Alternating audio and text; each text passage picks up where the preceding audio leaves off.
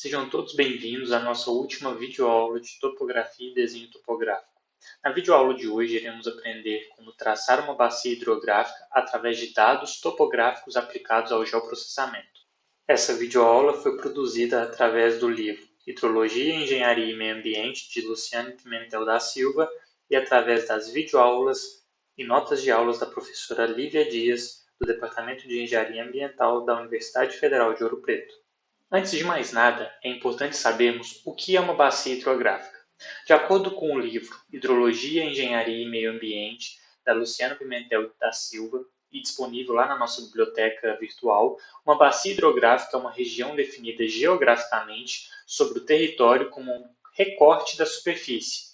Abrange a rede de drenagem, incluindo o rio principal, que é o de maior extensão na rede de drenagem, e seus afluentes, fazendo com que todas as águas ali precipitadas convirjam para uma única saída, uma seção transversal do rio principal que chamamos de exutório, ou seção de controle da bacia hidrográfica.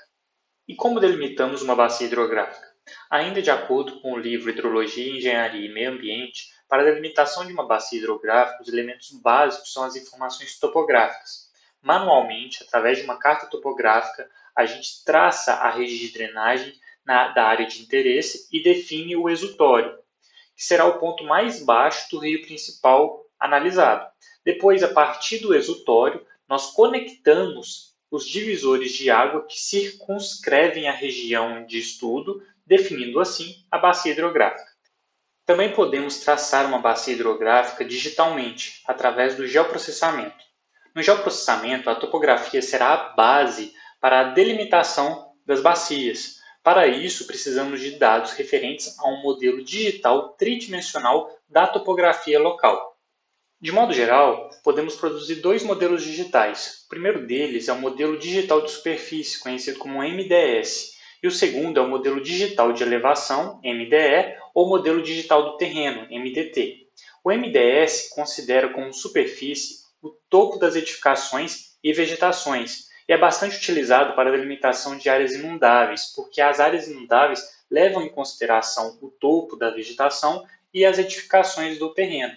Por sua vez, o MDT ou o MDE filtra o topo da superfície que não representa o solo propriamente dito, representando apenas, então, o terreno levantado, sendo bastante utilizado para a definição da rede de drenagem e das bacias hidrográficas. A imagem ao lado representa a diferença entre o MDS e o MDT, que também pode ser chamado de MDE.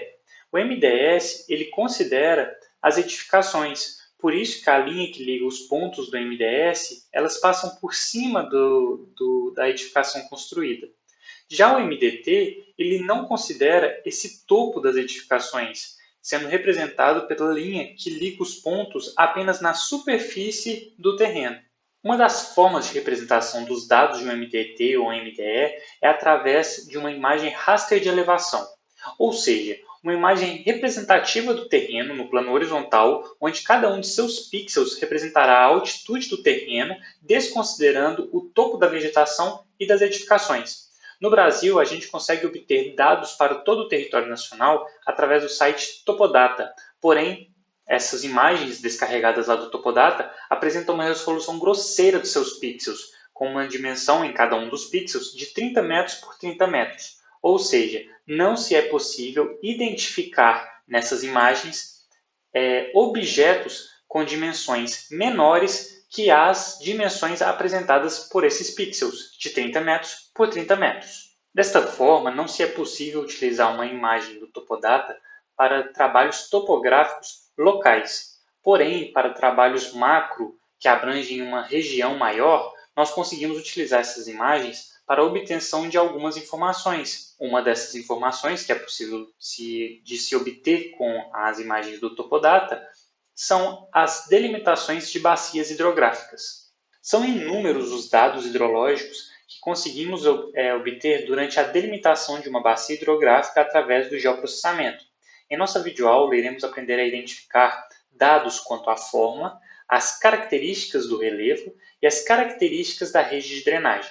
Quanto à forma, iremos encontrar a área total, o perímetro, o comprimento axial da bacia, ou seja, a maior distância a partir do exutório, o coeficiente de compacidade, o fator de forma e o índice de circularidade. O coeficiente de compacidade, que aqui nós vamos chamar de Kc, é uma relação entre o perímetro da bacia e o perímetro de um círculo de mesma área da bacia. De forma simplificada, a fórmula de Kc seria igual ao perímetro dividido pela raiz quadrada da área da bacia vezes 0,28. Quanto mais próximo de 1 for o valor do coeficiente de compacidade, mais próximo do formato circular será a bacia. Isso significa dizer que ela apresentará um menor tempo de concentração de chuva para que toda a bacia contribua com a vazão no exutório. Ou seja, picos de inundação são facilmente formados em bacias com coeficiente de compacidade próximos ao valor 1. O fator de forma, conhecido como Kf, é uma relação entre a área da bacia e a área de um quadrado, cujo lado seria igual à maior distância obtida a partir do exutório. Quanto menor for o valor do Kf, mais comprida será a bacia e, portanto, menos sujeita a picos de enchente ela será. Afinal, uma única chuva dificilmente cobrirá toda a bacia. O índice de circularidade, IC, é um índice que se assemelha ao coeficiente de compacidade, de forma que, quando o seu valor se aproxima de 1, a geometria da bacia também se aproxima da geometria de um círculo. Por sua vez, o índice de circularidade relaciona a área da bacia com a área de um círculo de perímetro igual ao da área da bacia, através da fórmula IC igual a 12,57 vezes a área da bacia dividido por P ao quadrado, sendo esse P igual ao perímetro da bacia. As características de relevo que iremos obter através do geoprocessamento serão a orientação, ou seja, qual é a orientação da nossa bacia, do rio principal, se ele vai do sul para o norte, do norte para o sul, do leste para o oeste, do oeste para o leste, qual seria essa orientação? A altitude mínima, a altitude média, a altitude máxima, a amplitude altimétrica da bacia, ou seja, a diferença de nível entre o ponto mais alto e o ponto mais baixo, a declividade mínima, a declividade média, a declividade máxima e a declividade média do curso da água principal. Quanto às características da rede de drenagem, nós iremos obter o número de ordens dos cursos d'água, o comprimento do curso d'água do rio principal, o comprimento total dos cursos de água e a densidade de drenagem. Quanto mais densa for a rede de drenagem, mais bem drenada será a bacia e menos serão os riscos de enchentes. Essa densidade de drenagem pode ser expressa por comprimento total da drenagem dividido pela área da bacia. Para o desenvolvimento prático da nossa aula de hoje, nós iremos utilizar o software QGIS na sua versão 3.10.10. Quando você tiver instalado o software QGIS, você terá notado que alguns ícones irão aparecer na sua área de trabalho. O ícone que você deverá acessar para o desenvolvimento dessa aula prática deverá ser o ícone de nome QGIS Desktop 3.10.10 with RES 7.8.3. Nós iremos utilizar essa versão do QGIS, pois ela contém dois pacotes que nós iremos utilizar na nossa videoaula para a caracterização de uma bacia hidrográfica. Esses pacotes são o pacote Saga e o pacote GRASS. Nós iremos caracterizar a bacia hidrográfica de duas formas diferentes, e vocês vão perceber que, a depender da finalidade do projeto de vocês, vocês podem escolher qual desses dois pacotes irão utilizar. Antes de iniciarmos o nosso trabalho, eu recomendo a criação de uma pasta para o desenvolvimento dos projetos no QGIS dentro do diretório principal do disco onde vocês têm instalado o sistema operacional de vocês. No meu caso aqui, esse disco é o disco C, então eu vou criar uma pasta lá no diretório principal, que é o C2 pontos. Por que a gente faz isso? Porque o QGIS é um software aberto e ele tem uma série de bugs que acontecem dependendo do posicionamento da sua pasta. Esse bug acontece principalmente quando os atalhos estão com nomes muito extensos. Então, se você colocar uma pasta na sua área de trabalho, mas até chegar na sua área de trabalho nós temos que passar por várias pastas dentro do computador, isso pode ser difícil para a interpretação do software. Uma outra dica que eu dou a vocês é nunca utilizarem nomes muito extensos nos arquivos e nas pastas a serem utilizadas pelo QGIS, e também não utilizar caracteres especiais, como letras acentuadas, cedilhas, ou então alguns pontos, né, tracinho, aspas, porcentagem, qualquer caractere especial pode interferir no desenvolvimento das atividades no QGIS. Então, tomem muito cuidado. Sabendo, então, as características principais que devemos levantar sobre uma bacia hidrográfica, vamos passar para o nosso exercício de fato. Suponhamos que fomos hipoteticamente contratados para a caracterização de uma bacia hidrográfica em uma região de Belo Horizonte que sofre constantemente com inundações. O objetivo dessa caracterização é para passarmos esses dados para uma empresa que vai construir um reservatório de água a fim de mitigar essas inundações que podem atingir diversas residências na localidade. Para isso, nos foram passados 3 arquivos. O primeiro deles mostra o limite territorial do município de Belo Horizonte. O segundo arquivo se trata das regiões inundáveis da cidade. E o terceiro arquivo é um MDE, Modelo Digital de Elevação, em seu formato raster, onde cada um dos pixels tem as dimensões de 30 metros por 30 metros. Esse arquivo foi obtido através do sistema Topodata, que pode ser acessado por vocês também através do site do INPE. Então é só vocês procurarem no Google lá, Topodata, que vocês encontram o site do INPE, onde vocês conseguem descarregar esses arquivos. É importante dizer também que esse MDE ele representa em cada um de seus pixels uma altitude diferente para a região de estudo. Infelizmente, para o desenvolvimento da nossa disciplina, não temos tempo suficiente para explicar todos os conceitos e aplicações de um geoprocessamento. Isso porque a nossa disciplina, o foco principal dela é a topografia e ela já apresenta um conteúdo bastante extenso. Então, eu vou ensinar para vocês apenas uma aplicação da topografia no geoprocessamento, mas vocês podem procurar outras aplicações na internet também. Existem vários vídeos tutoriais no YouTube. Algumas etapas também dessa videoaula eu acabo não mostrando para vocês, como por exemplo a obtenção desses arquivos. Tanto o arquivo de inundação, quanto o arquivo do MDE e quanto o arquivo do contorno do limite territorial de Belo Horizonte, eu também encontrei na internet. Mas basta vocês procurarem na internet que vocês encontram esses arquivos. O arquivo do MDE ele tem a extensão raster. Então, para vocês encontrarem arquivos desse tipo, vocês vão procurar arquivos raster. Os arquivos com contornos geométricos, que vocês vão ver que é o caso das áreas de inundação e do limite territorial de Belo Horizonte, é um arquivo vetorial que a gente chama de shapefile. Então, é só vocês procurarem na internet. Shapefile do limite territorial de Belo Horizonte, ou então shapefile do limite territorial dos municípios de Minas Gerais. Vocês encontram esses arquivos facilmente de forma gratuita na internet. Uma outra coisa que não dá tempo de eu ensinar a vocês é a conversão dos datums ou então definição dos datums desses arquivos, ou seja, dos sistemas de referência de coordenadas utilizados nesses arquivos. Aqui vamos utilizar os siglas 2000, Zona UTM 23S, mas vocês podem utilizar diversos datums, inclusive esses arquivos podem estar em dados diferentes. Quando os arquivos estão em dados diferentes, o primeiro arquivo que nós abrimos no QGIS, ele define o datum do projeto, a não ser que você tenha definido isso antes. Todos os arquivos seguintes que nós abrirmos vão ser convertidos automaticamente para esse datum, a fim de eles serem sobrepostos uns aos outros sem deformações.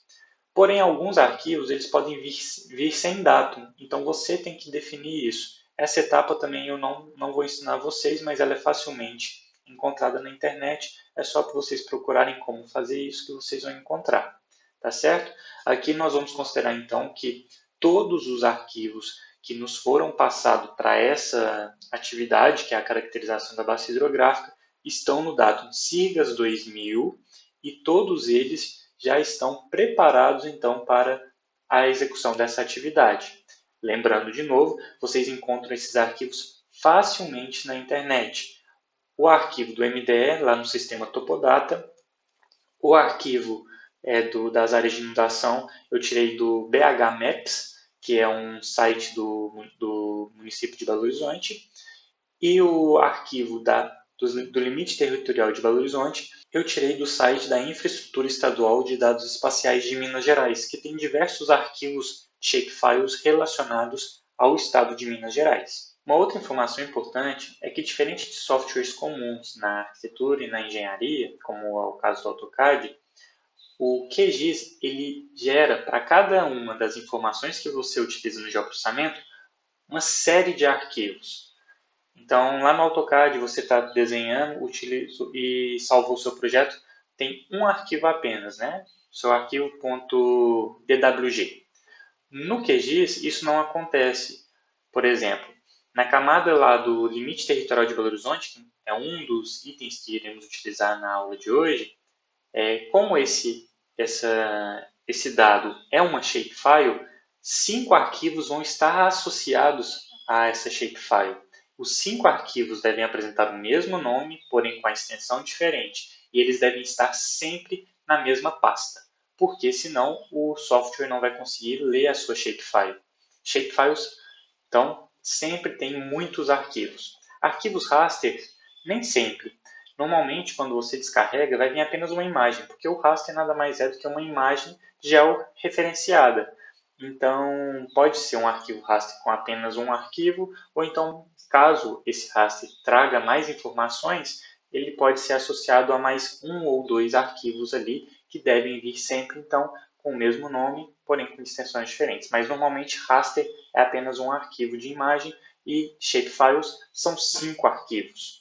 Ok? Então, não esqueçam disso. Por isso que, quando vocês descarregarem os arquivos para a aula de hoje, vocês vão ver uma série de arquivos. Aqui eu mostro para vocês, olha, o arquivo com áreas inundáveis em Belo Horizonte são 5 arquivos. O arquivo do limite territorial de Belo Horizonte, mais 5 arquivos. E o arquivo raster com o MDE de Belo Horizonte, da região, né, que contém Belo Horizonte, ele tem um arquivo apenas no formato TIFF, que é um formato de imagem que pode ser georreferenciado, e é um formato de imagem muito grande. Para o desenvolvimento da nossa atividade, então, eu construí essa tabela com os dados que nós deveremos passar para a empresa que nos contratou.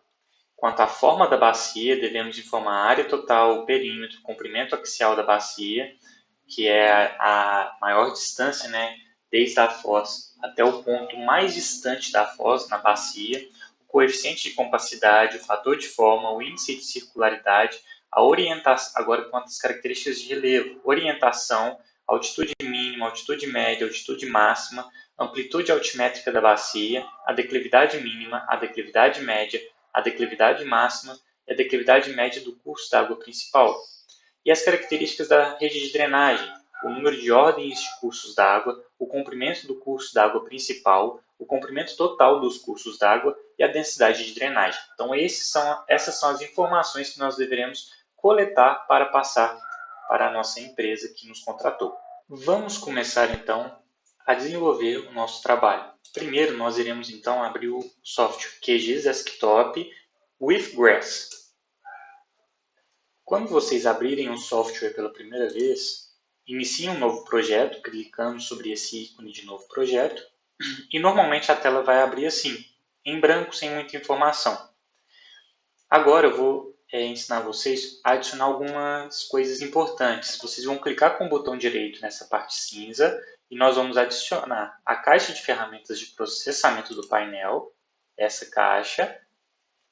Ela só tem no QGIS Congress, então se vocês abrirem o outro QGIS, vocês vão encontrar essa caixa vazia, então não abram o outro, abram só o Congress. Além disso, vocês vão abrir também o Gerenciar Camadas, que é essa série de ícones aqui, que nada mais servem do que para adicionar camadas no seu programa. Que camadas são essas? São aqueles arquivos que eu falei que nos foram passados. o limite territorial de Belo Horizonte, as áreas inundáveis e o raster de elevação, que nada mais é do que o modelo digital de elevação ali no formato de uma fotografia de pixels de 30 metros cada um, onde cada pixel nos informa uma altitude diferente para a região de estudo. Aqui, esses ícones, cada um deles abre um tipo de arquivo diferente. Nós iremos abrir apenas arquivos vetoriais, que são as shapefiles, e arquivo raster, que é um arquivo matricial. Então, aqui vamos abrir os nossos arquivos vetoriais. Vai abrir essa janela, a base de vetores. Eu vou adicionar aqui. Aí aqui é a nossa pasta, que vocês vão procurar no computador, a pasta onde estão os arquivos para o desenvolvimento da atividade. Observem, são vários arquivos com o mesmo nome. Nós vamos selecionar apenas o que tiver a extensão shape. Então, vem aqui no tipo, tem que ser essa extensão shape. Se vocês tiverem algum AutoCAD com uma versão mais recente, normalmente vai ser esse arquivo que vai ter esse símbolo do AutoCAD, que é automaticamente associado. Então, fica mais fácil se vocês tiverem um AutoCAD, uma versão mais recente instalado. Mas se não tiverem, procurem um arquivo com a extensão shape.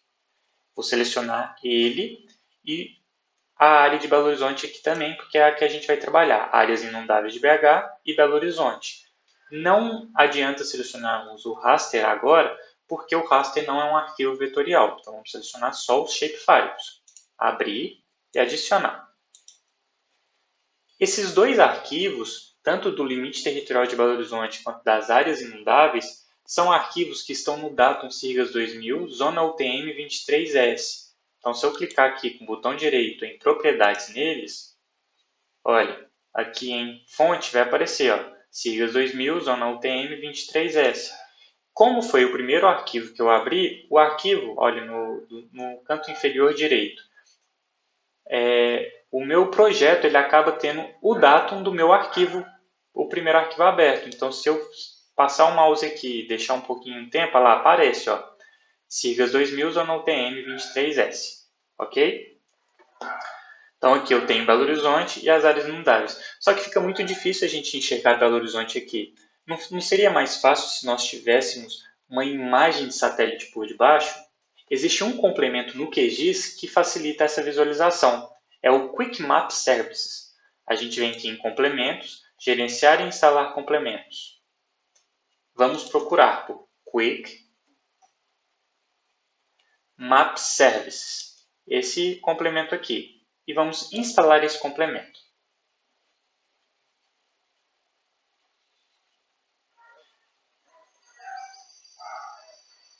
Podemos fechar. Aí ele aparece aqui, ó, na aba Web, Web Quick Map Services. Por padrão, não vem todas essas opções aqui de satélites para a gente colocar no nosso QGIS. Mas como a gente abre essas opções? Vocês vão vir em Settings, em More Services, Get Contributed Pack. Aí ele vai descarregar todas essas opções diferentes aí para visualização no QGIS, tá certo? O meu, como já é um complemento mais antigo, que eu já tinha instalado, ele já aparece aqui para mim. Eu vou em Web, lembrando que você não pode utilizar essas imagens por padrão no QGIS para o seu geoprocessamento, porque elas são imagens com direitos autorais, são o digitador do Google, ou coisa assim, apenas para referenciar, para ficar mais fácil de visualizar. Mas nós não iremos trabalhar elas no geoprocessamento, vamos apenas estar visualizando. Então, eu venho aqui Web, Quick Map Service, Google, e eu vou usar o Google Satélite. Aí eu consigo visualizar Belo Horizonte, muito bem definido aqui, né? Então, se eu deixar só as áreas inundáveis, olha, aqui eu tenho a Lagoa da Pampulha, aqui eu tenho algumas regiões inundáveis. Então, quando tem chuvas muito intensas, essas regiões normalmente elas acabam inundando. E observe, são regiões densamente populosas, né? Olha essa região aqui mais ao sul.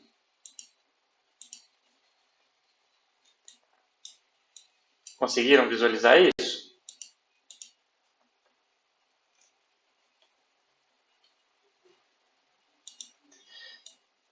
Para ficar mais fácil também de visualizar, vocês podem deixar um pouco mais transparente essas shapefiles. Então, aqui em Belo Horizonte, ó, vou clicar botão direito, propriedades, simbologia. Aí, na opacidade, eu posso diminuir um pouco. Se eu deixar aqui no 30%, ela vai ficar um pouco mais transparente. Clicar.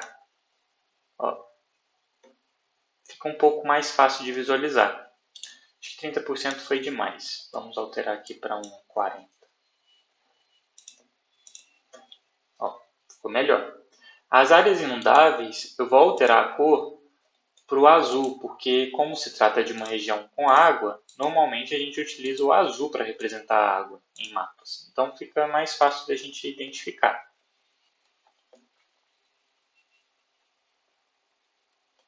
Então aqui, certinho. Bom, a região que nós vamos mapear aqui, a bacia hidrográfica, vai ser essa região inundável aqui. Nós queremos criar um reservatório que consiga captar esse volume de água a fim de evitar essa inundação presente aqui.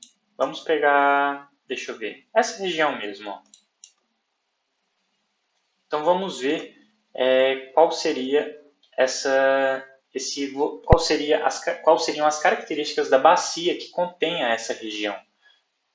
Será que ela também vai conter essa região de cá? Não sei, vamos ver. Certo? Então vamos tirar aqui. Olha, a gente consegue até ver aqui um córrego. Ó. Tem um córrego, uma nascente por aqui. E essa região, então quando chove, acaba inundando. Certo? Agora, vamos adicionar a nossa camada raster, né, que vai ser o nosso MDE, ou seja, o nosso dado topográfico para a gente efetuar o nosso estudo. A gente vem aqui nesse segundo ícone de adicionar a camada raster e vamos adicionar esse MDE. Esse MDE foi obtido lá no Topodata a partir de 2 arquivos. Eu acabei juntando esses arquivos no QGIS.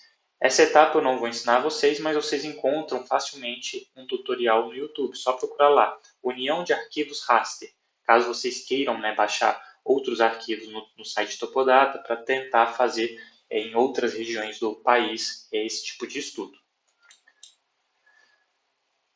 Então aqui eu tenho o meu arquivo e eu vou adicioná-lo.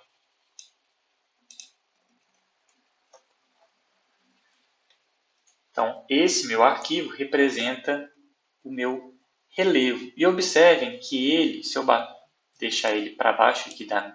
e aqui uma outra coisa importante. A ordem das minhas camadas é a ordem com que elas vão aparecer aqui. Como o meu MDE está em cima, ele aparece primeiro de todos, mas eu vou colocar lá abaixo de Belo Horizonte, né? Para ficar mais fácil de visualizar. Observem, o meu MDE é muito grande para a minha área de estudo. Então, isso geraria um processamento desnecessário, porque eu não quero processar essas outras regiões aqui, eu quero a região de Belo Horizonte. Então, como nós fazemos para diminuir esse geoprocessamento?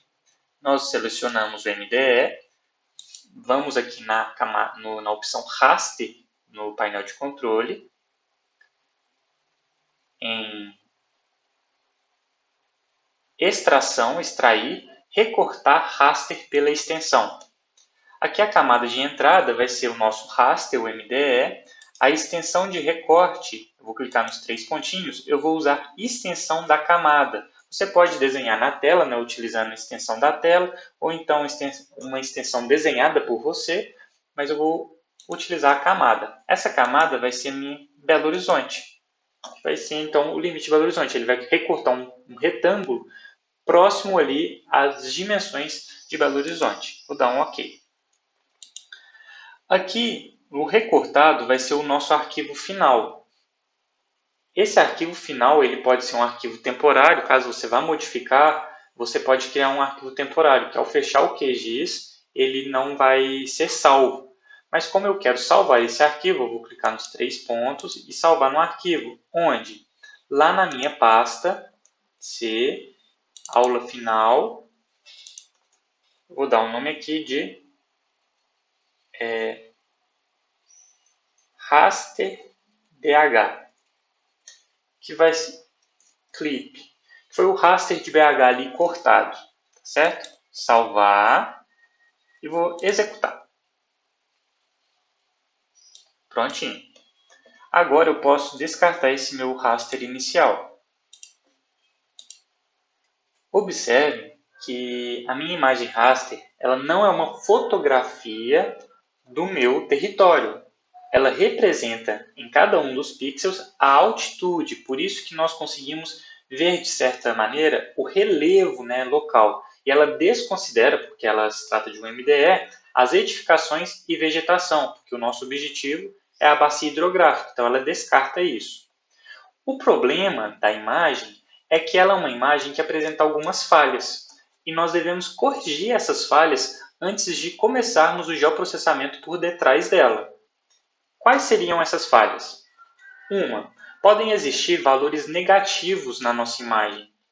E Belo Horizonte não apresenta valores abaixo do nível do mar. Então, esses valores estariam equivocados. Então, nós devemos retirá-los. Segundo erro, podem aparecer valores zero. Belo Horizonte não está no nível do mar. Então, esses valores estão equivocados também. Nós temos que retirar os valores nulos da nossa imagem também. E, por fim, nós devemos retirar as depressões espúrias. O que são depressões espúrias? Nós sabemos que o caminho preferencial da água da chuva é da cota mais elevada para a cota mais baixa em um terreno. A imagem raster a qual estamos estudando, ela apresenta, então, em cada um de seus pixels, uma determinada altitude.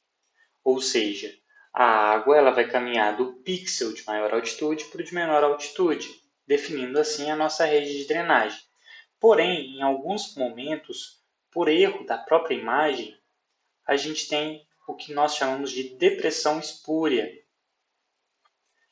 E o que seria a depressão espúria? A depressão espúria seriam pixels que foram alocados de forma equivocada, apresentando uma altitude que não é a altitude correta. Então imagine, esse pixel mais elevado tem a altitude de 800 metros. Os pixels mais abaixo vão apresentar altitudes menores. E a água da chuva, ela tende a ir do pixel mais alto para o pixel mais baixo. Porém, por esse erro, né, da depressão espúria, a gente encontrou um buraco no meio desse caminhamento da água. Esse erro deve ser corrigido.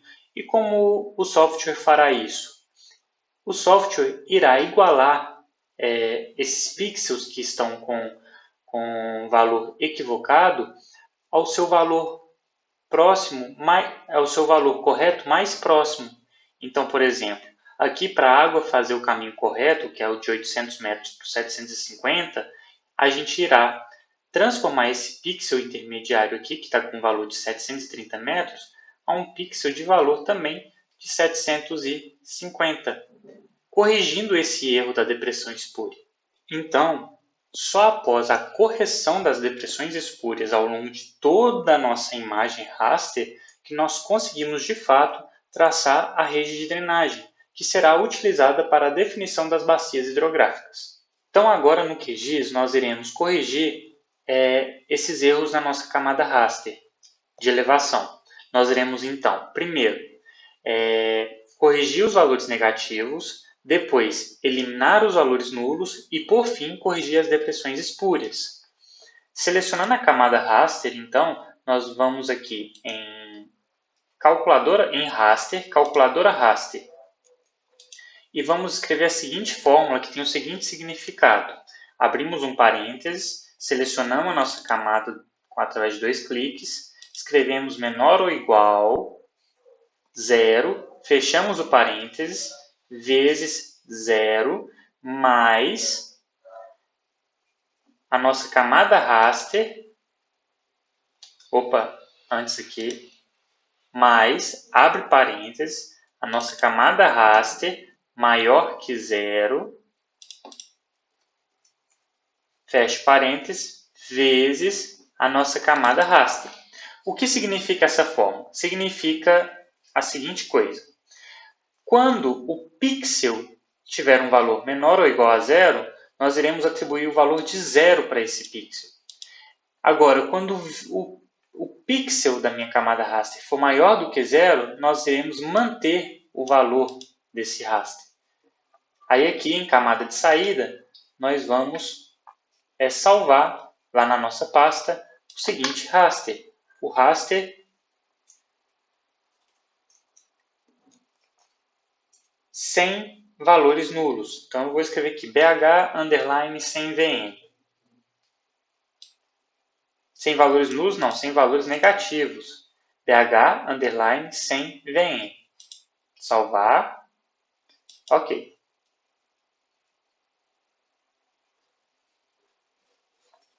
Pronto. Então, já vou apagar aqui a minha camada cortada, aquela que a gente não vai utilizar mais. Vamos utilizar esse sem valor negativo. Agora, nós iremos eliminar os valores nulos. Selecionamos a camada raster, sem os valores negativos, vai em raster, agora em análise, preencher sem dados. Selecionamos a camada,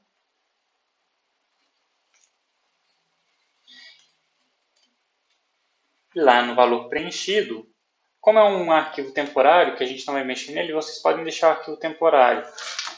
Mas aqui, vamos salvar assim.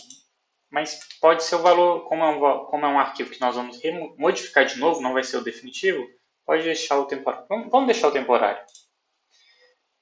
Então vamos executar sem salvar o arquivo. Pronto. Vou apagar agora o meu valor sem valores negativos. E esse valor aqui, eu vou renomear o output. Vou renomear. Ele vai ser o nosso DH sem valores nulos. Bom, esse BH sem valores nulos ainda não é definitivo. Agora nós vamos eliminar as depressões espúrias. E, por fim, esse vai ser o nosso arquivo a ser utilizado para o traçado, né, da bacia hidrográfica. Então, aqui na caixa de ferramentas de processamento, nós vamos procurar a função fill sinks Wang and Liu. Essa é a ferramenta que nós vamos utilizar para eliminar as depressões espúrias. A nossa elevação, né? Nosso modelo digital de elevação é o BH no null, que é o valor sem valores nulos e sem valores negativos. Mas agora a gente tem que, de fato, salvar o arquivo. Então, aqui, o arquivo de modelo digital de elevação corrigido, nós vamos salvar. Eu vou dar um nome nele de fill. Já os outros arquivos, esse flow directions e watershed basins, a gente não vai utilizar no momento, então a gente nem precisa abrir. Vai gerar o arquivo temporário, mas a gente não vai abrir eles. E executamos. Pronto. Podemos apagar o BH sem valores nulos. E agora, essa nossa camada raster está corrigida, sem valores nulos, sem valores negativos e sem depressões espúrias. Agora sim nós conseguimos fazer a caracterização da bacia hidrográfica. Nós iremos fazer a caracterização da bacia hidrográfica utilizando dois pacotes de ferramentas que estão no QGIS. O pacote Saga e o pacote Grass. O primeiro que nós iremos utilizar vai ser o Saga. E como nós fazemos isso? Na caixa de ferramentas de processamento, nós vamos digitar Channels e procurar Channels, Network and Drainage Basins. Essa é a ferramenta que vai nos gerar uma série de arquivos relacionados às bacias hidrográficas através da ferramenta Saga. Reparem aqui então, em elevação nós iremos incluir nosso MDE sem depressões espúrias, que é esse que eu chamei de fill. Aqui em threshold temos um parâmetro que varia de 1 a 5, onde quanto maior for esse valor, menor o nível de detalhes do meu resultado. Porém, um maior nível de detalhes necessita um maior processamento. Aí algumas máquinas podem levar desde segundos a minutos, a horas, a dias para gerar um processamento, dependendo do nível de detalhes e dependendo do tamanho do seu modelo digital de elevação. Então aqui eu vou deixar 5, que é o menor nível de detalhes, porém o meu processamento será rápido, mas vocês podem fazer o teste com outros níveis, certo? Aqui são os meus parâmetros de saída. O primeiro parâmetro é o Flow Direction, na verdade é a direção do fluxo. Eu vou aqui salvar ele então, vou criar uma pasta dentro lá da minha pasta que eu criei para o desenvolvimento do exercício, vou chamar uma pasta de Saga, porque é o que a gente está fazendo através da ferramenta Saga. E aqui eu vou colocar direção, sem tio e sem cedilha, underline, Saga. Depois, nós temos a conectividade do fluxo. Vou colocar aqui, conectividade, underline, Saga. Depois, eu tenho a ordem de Strahler. A ordem de Strahler nos diz em qual posição ao longo de toda a rede de drenagem se encontra aquele segmento de canal. Vou colocar ordem Saga. Aqui eu vou ter uma camada com os meus canais no formato vetorial. No formato vetorial, então aqui eu vou chamar canais Saga. Aqui eu vou ter as minhas subbacias hidrográficas. Então, vou colocar subbacias Saga. E por fim, eu tenho as minhas bifurcações, que aqui ele chama de junções. As bifurcações que nos vão aparecer são as nascentes, os pontos finais, né, da rede de drenagem e as bifurcações mesmo, quando mais do que um canal se encontram. 2, 3 canais podem se encontrar em um único ponto, aí são as bifurcações. Vou chamar aqui de bifurcações.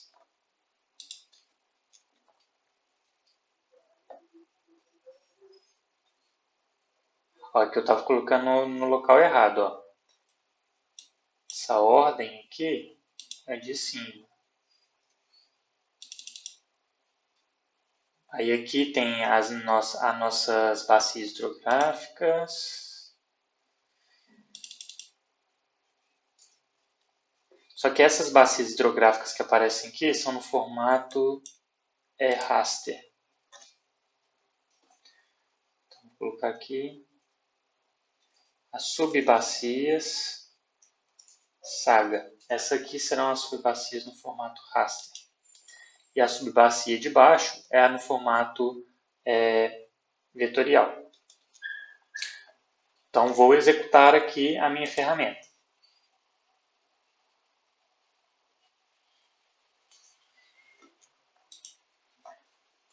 Pronto.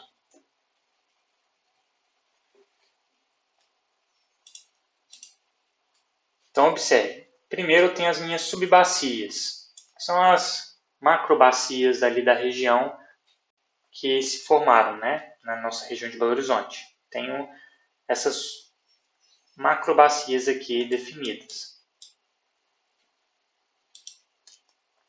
No formato vetorial e no formato raster.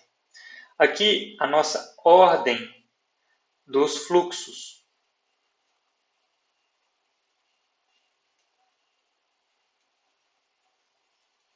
Então, observem que quanto for o maior valor da ordem, maior é o volume de água que foi concentrado ali. Ou seja, quanto maior o valor da ordem, principal será aquele canal, mais principal será esse canal.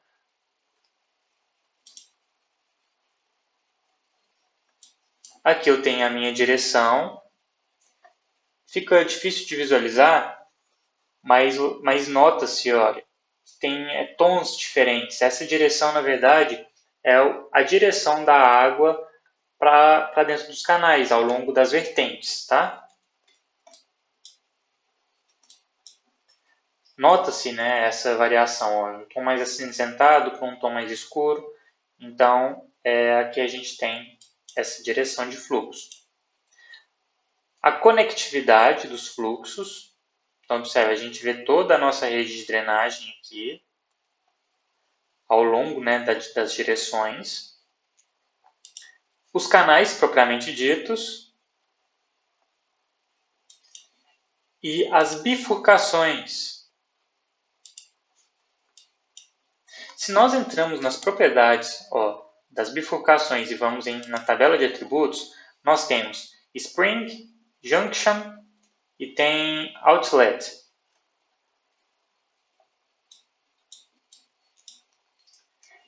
Spring são as nascentes, junction são as bifurcações e outlet são os pontos que estão na extremidade da nossa imagem. Então, esses pontos de extremidade são os pontos definidos como outlet. Nós podemos, por exemplo, olha, abrimos a tabela de atributo. Vamos fazer uma seleção. Aqui eu venho na ferramenta de seleção, selecionar feições por valor.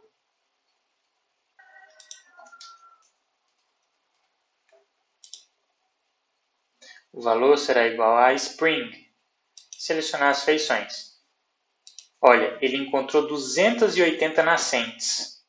Nós podemos selecionar, exportar, salvar feições selecionadas como.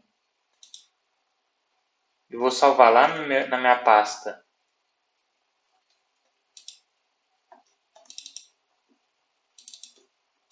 As nascentes.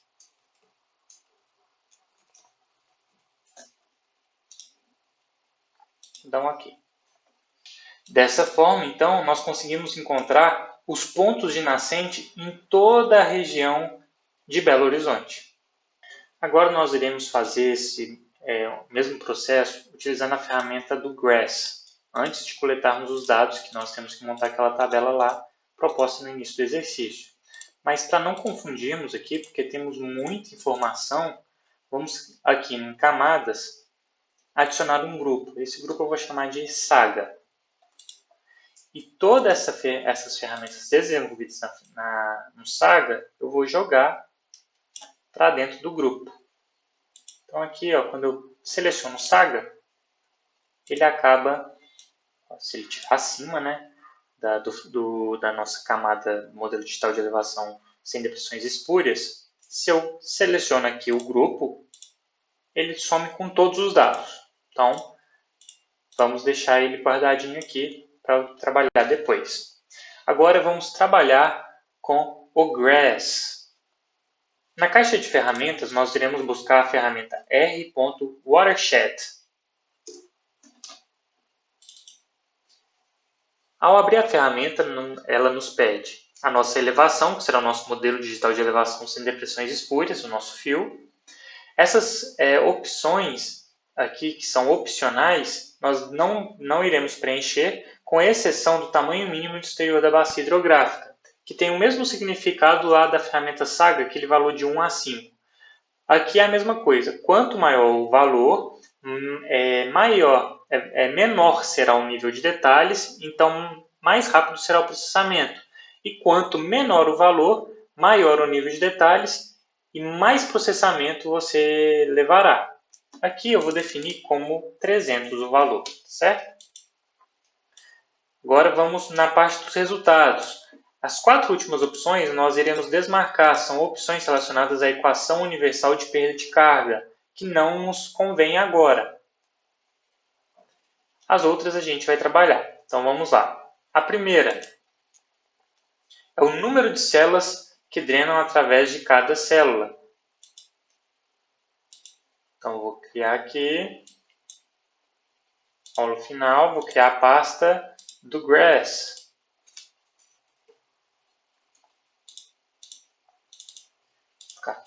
Células, drenagem. A direção da drenagem. Direção.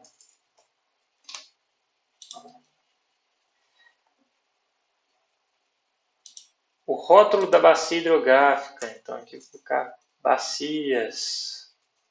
Rótulo. Segmento de fluxo. O fluxo dos canais. As meias bacias.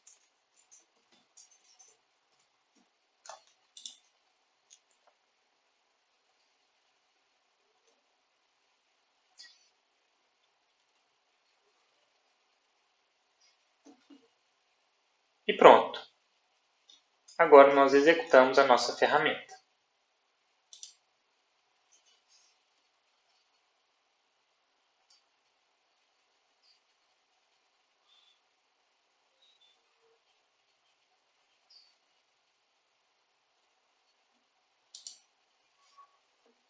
Vamos analisar então o que foi gerado. Foi gerado um arquivo de meias bacias no formato raster, um arquivo de fluxos no formato raster também, que aqui apresenta as linhas, né, dos canais de drenagem, nesses formatos coloridos. A direção, que se assemelha bastante, a direção da drenagem que se assemelha bastante ao relevo propriamente dito, mas trata-se, né, de um mapa raster de direção de drenagem. As células de drenagem, onde os maiores valores de drenagem significam um maior acúmulo do volume de água, ou seja, representam os canais principais, onde nós conseguimos ver eles aqui facilmente delimitados no nosso mapa.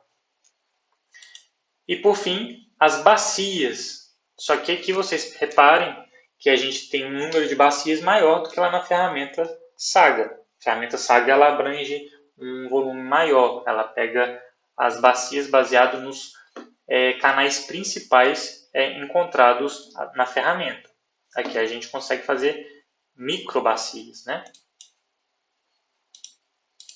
Bom, com todos esses arquivos encontrados, vamos agora então definir as características da bacia lá para aquela região onde nós estamos estudando, né, a inundação, onde nós desejamos construir um reservatório de água. Então vamos completar agora a nossa tabela. Como nós vamos fazer isso? Primeiro vamos criar um grupo aqui também com os arquivos do GRASS.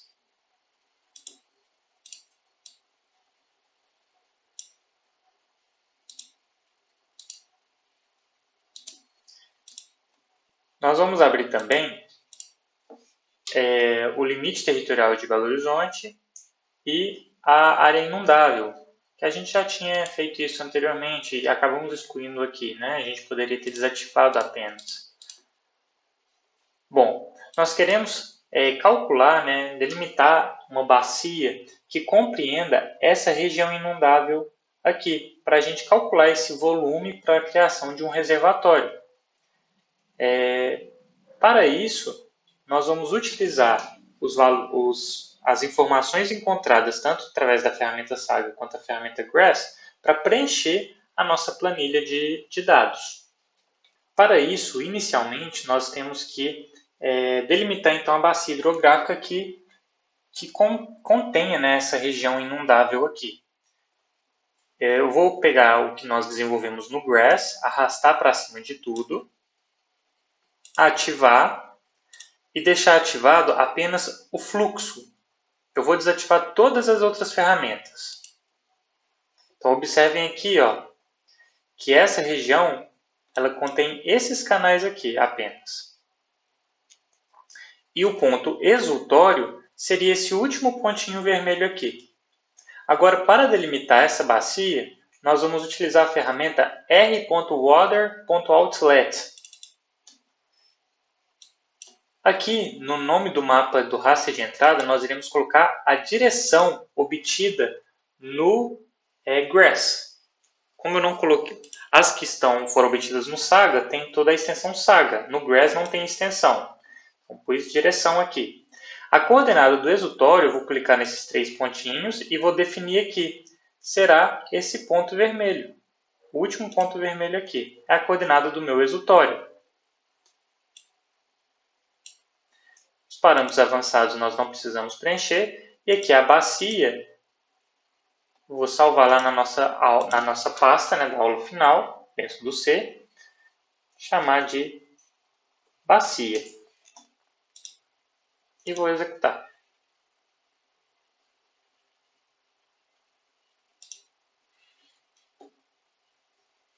Bom, como o meu Saga que estava selecionado, acabou que ele lançou dentro dessa pasta do grupo Saga, tá? Mas não é para ficar aqui dentro, é para ficar de fora. Então, vou arrastar para cima. Essa é a minha bacia hidrográfica da região de interesse. É ela que nós iremos estudar, então, aqui. A bacia traçada por essa ferramenta é uma bacia no formato raster. Porém, para a gente tirar características geométricas dessa bacia, nós temos que transformá-la em um formato vetorial. Para fazer isso, nós vamos selecionar, né, a bacia, vamos em raster, converter raster para vetor. Salvar o arquivo, chamar de bacia.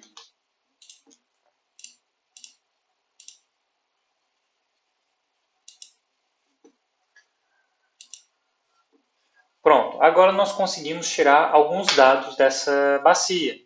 O primeiro dado que nós vamos tirar, lá na nossa tabela, é a área total. Para isso, nós vamos clicar com o botão direito na bacia, abrir a tabela de atributos, ativar essa edição aqui através dessa ferramenta. Aqui em abrir calculadora de campo, nós vamos abrir, criar um novo campo. Esse campo será área. A área será dado um número em número decimal. E para eu calcular ela, eu venho aqui em geometria, cifrão área, dou 2 cliques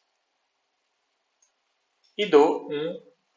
Aí aqui lembrando, como a gente está trabalhando com UTMs, a nossa área será dada em metros quadrados.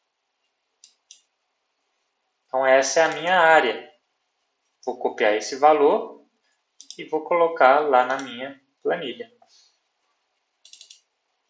Essa é a minha área.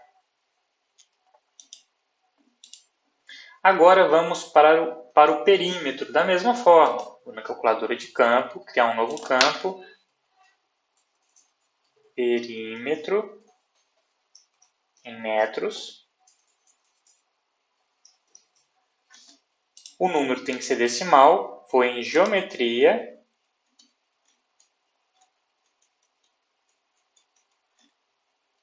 Cifrão perímetro. Dou um OK. Encontrei o perímetro. Vou colar na minha planilha. Já tenho a área da minha bacia e o perímetro da minha bacia. Agora o comprimento axial da minha bacia, que é a maior distância a partir do exultório. Como eu faço isso? Tem uma ferramenta aqui, ó, que é uma régua. Vou selecionar ela, clicar no meu exultório e no ponto mais longe possível do meu exultório. Será, acredito que esse ponto aqui, é esse ponto aqui.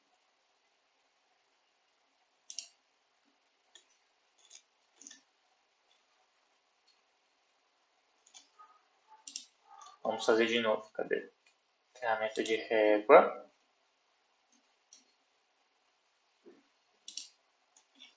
O ponto mais longe é o meu resultado.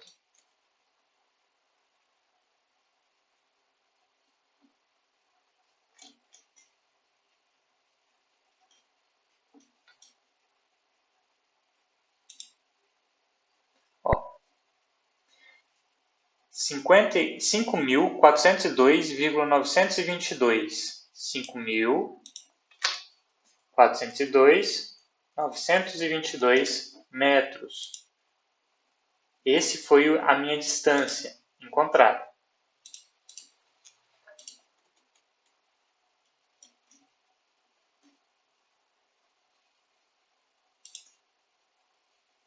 Agora, o coeficiente de compacidade. O coeficiente de compacidade é igual a 0,28 vezes o perímetro dividido pela raiz quadrada da área. Então, é igual a 0,28 vezes perímetro dividido pela raiz da área. 1,787. O fator de forma é a área dividido pelo comprimento do curso d'água principal ao quadrado. Então, agora eu preciso encontrar o comprimento do curso d'água principal. Para isso, nós iremos vetorizar esse raster que foi formado com a drenagem. Como nós fazemos isso? Nós vamos na caixa de ferramentas, procuramos a ferramenta R.toVect. Nós vamos transformar, então, o nosso fluxo. O tipo de feição vai ser feição por linhas, né? E vamos salvar aqui como nossos canais.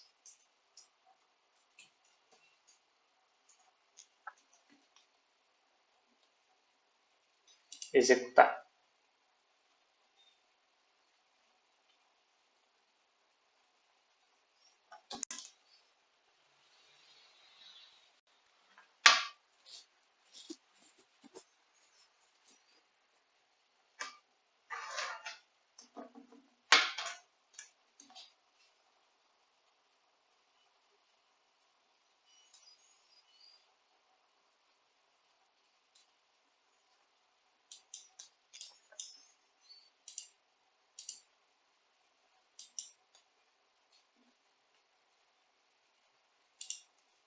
Então, aqui eu tenho os canais delimitados.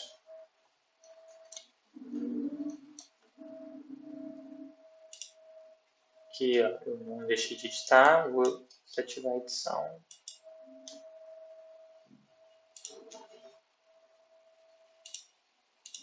Então, aqui temos os canais delimitados agora no formato vetorial, de onde nós conseguimos obter agora medidas geométricas. Com fins de comparação, vamos comparar com o canal produzido lá no Saga.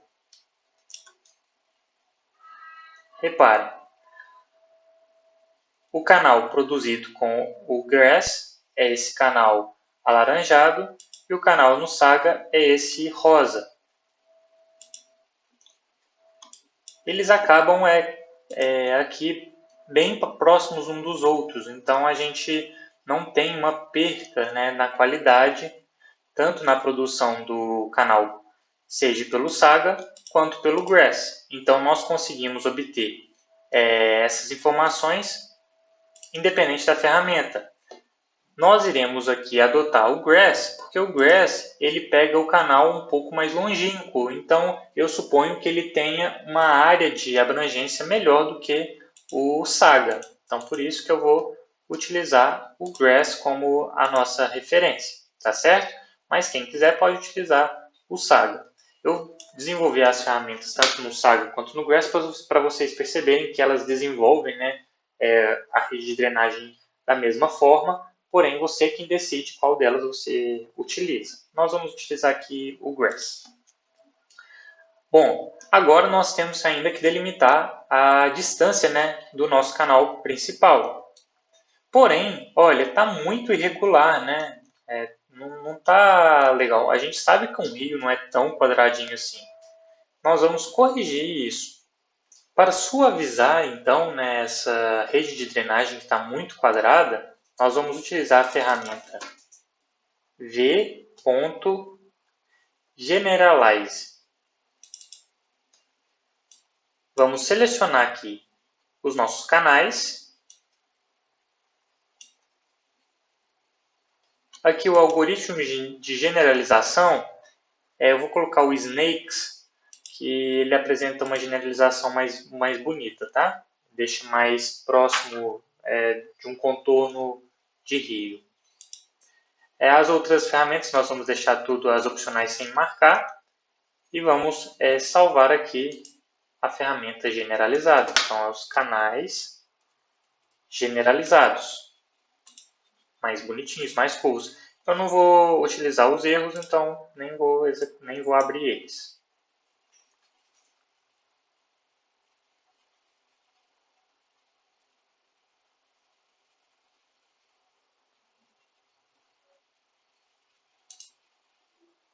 Pronto. Então aqui, vou jogar esses canais aqui anterior lá para dentro do Grass de novo. Agora sim eu tenho os meus canais de uma forma mais parecida com a realidade. Tem alguns pequenos erros aqui, esses contornos, mas vocês podem fazer a correção manual através da ferramenta de edição do vetor, mas para fins didáticos aqui não tem necessidade de fazer isso, tá certo? E como eu vou calcular então essa distância, né, do rio principal? Vamos selecionar os canais.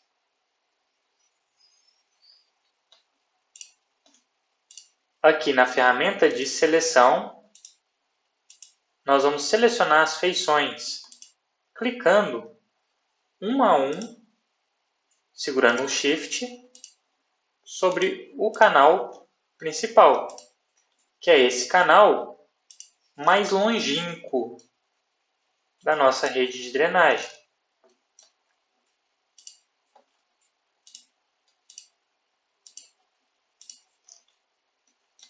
Pronto. Com o botão direito, exportar, salvar feições como. Esse é o nosso canal principal.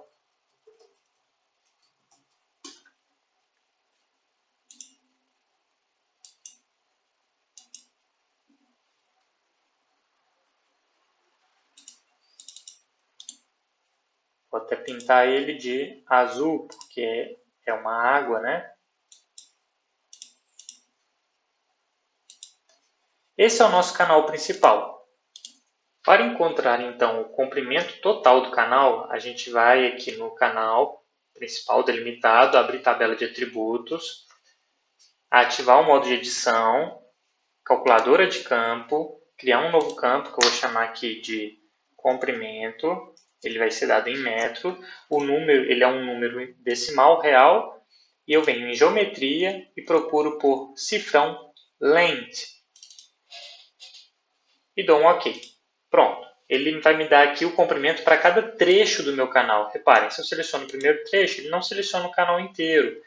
Ele me dá por trechos. Agora eu vou ter que fazer o somatório de todos esses comprimentos aqui. O QGIS me informa isso de forma automática.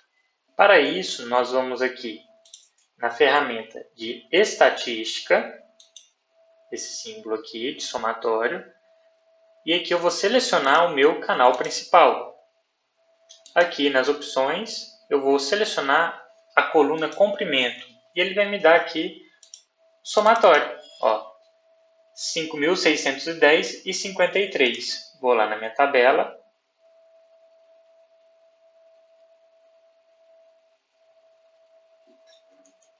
Comprimento do curso d'água principal, 5.610 e 63.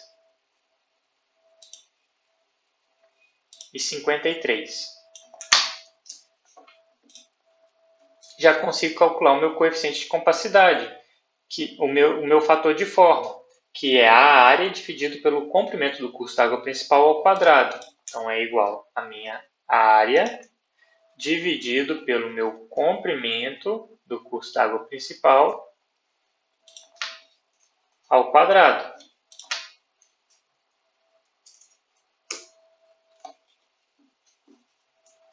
Zero vírgula 348.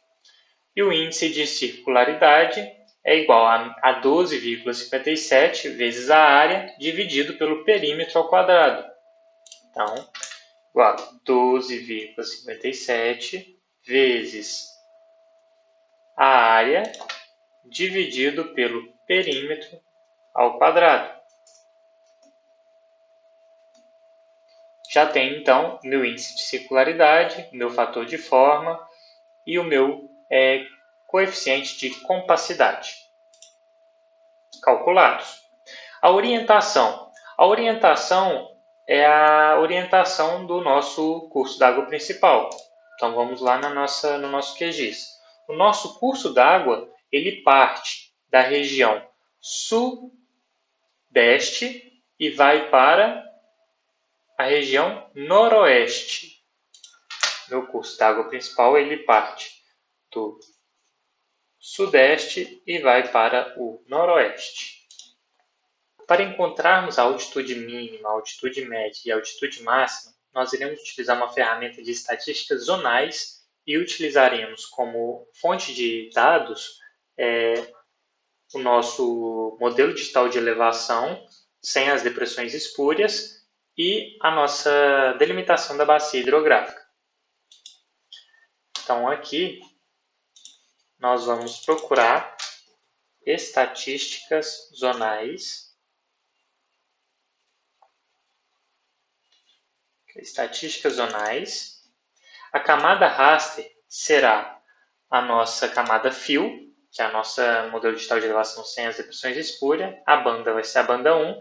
Camada vetor contendo as zonas será a nossa bacia, ou seja, essa camada que vai encontrar os dados. O nosso prefixo de saída será MDE, modelo digital de elevação. MDE, e nós iremos calcular o menor valor, o maior e o médio.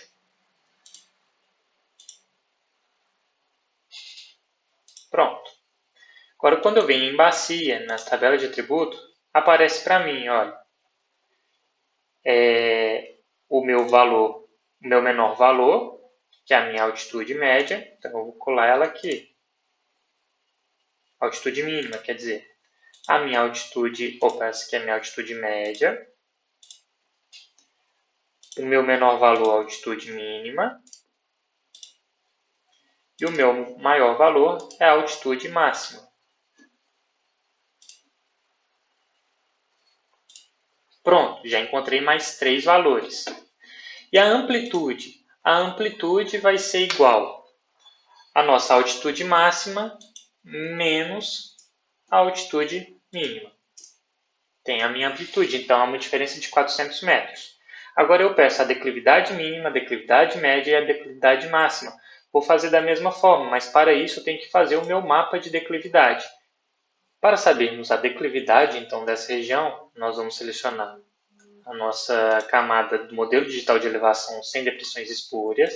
Vamos em raster, em análise, declividade. Aqui a camada de entrada será a nossa camada sem depressões espúrias, né, do modelo digital de elevação. A banda 1, razão entre unidades verticais e horizontais, deixamos 1. Aqui nós vamos ter que marcar essa caixinha aqui, porque nós queremos, né, na tabela, a declividade expressa em porcentagem, ao invés de graus. E selecionamos onde vamos salvar o arquivo. Declividade. E executamos.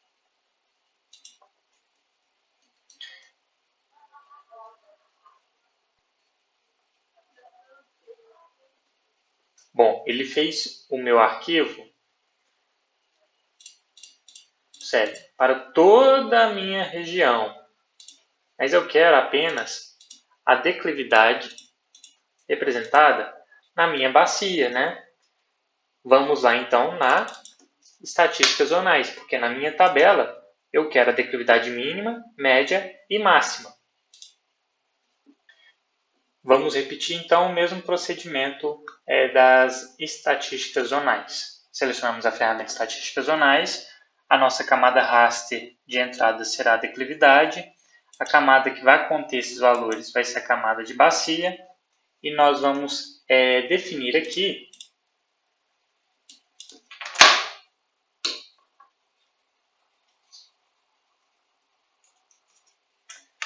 que a nossa declividade vai ser a declividade média, mínima e máxima.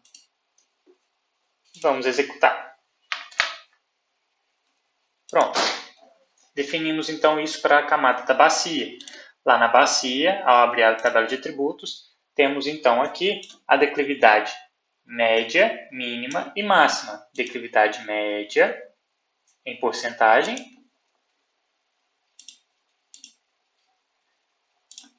Declividade mínima, também em porcentagem. E a declividade máxima.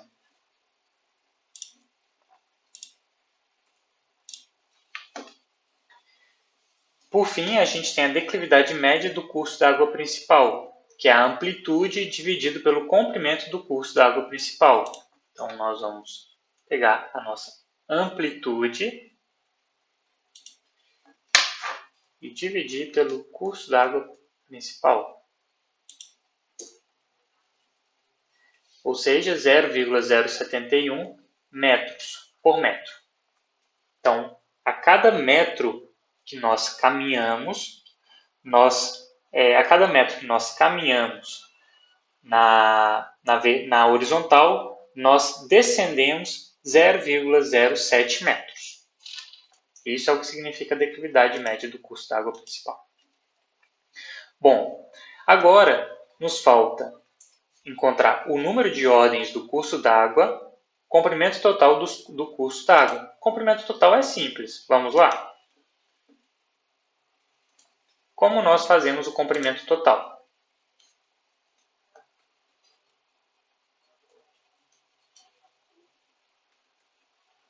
Primeiro, nós vamos selecionar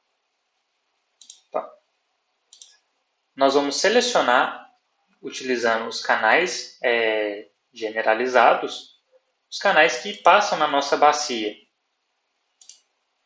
Todos, segurando o Shift, nós selecionamos todos esses canais. Selecionei todos. Com o botão direito, eu vou em exportar, salvar feições como, vou colocar aqui, canais totais. São todos os canais da bacia. Vou ativar agora na tabela de atributos, eu vou criar uma coluna utilizando a calculadora de campo, que vai me dar o comprimento em metros. Vou em geometria, procuro cifrão length. Ok. Fiz errado, porque eu utilizei números inteiros.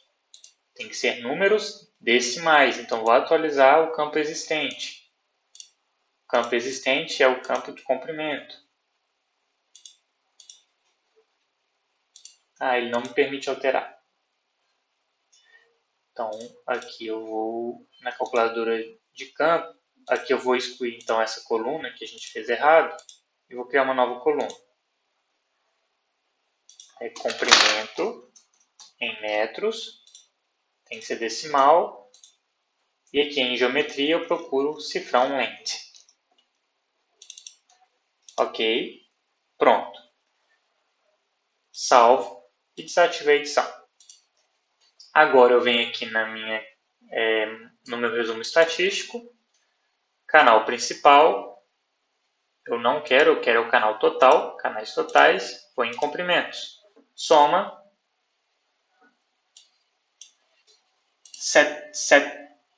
740.058.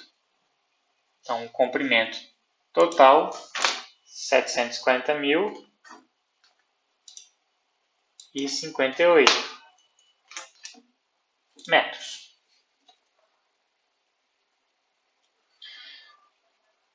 A densidade de drenagem é o comprimento total dividido pela área. Então, vou colocar o comprimento total dos cursos d'água dividido pela área da minha bacia.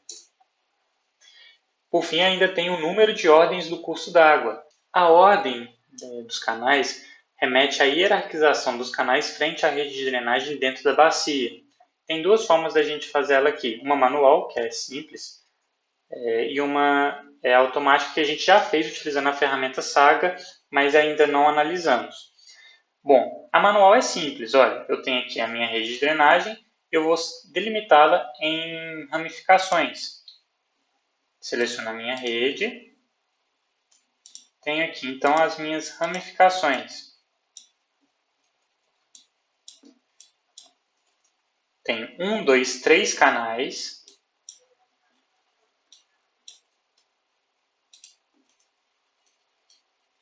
4, 5, 6,